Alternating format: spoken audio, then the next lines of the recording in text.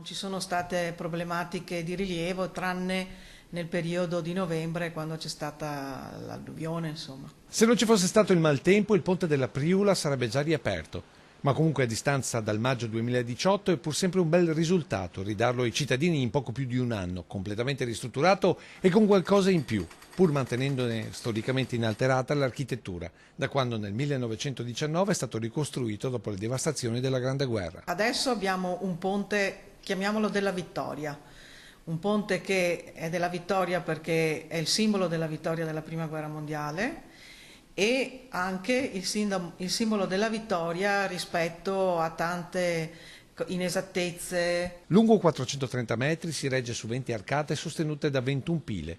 L'intervento era divenuto improrogabile per l'erosione dell'alveo del fiume proprio alla base delle pile stesse.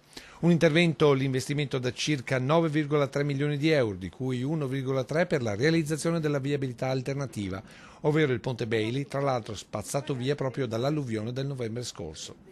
Un'esperienza che non può non far riflettere guardando le arcate rinnovate, ma contemporaneamente ad un alveo del Piave che ha urgentemente bisogno di pulizia e manutenzione. Una pulizia più efficace dell'alveo penso che rientri in quello che il Genio andrà a fare nei prossimi mesi. Intanto dalle 11 la cerimonia ufficiale di riapertura alla presenza del governatore Zaia con il ministro delle infrastrutture Danilo Toninelli che ha confermato il suo arrivo, a dimostrare quanta attenzione ci sia anche da Roma per una delle opere strategiche della viabilità trevigiana e veneta.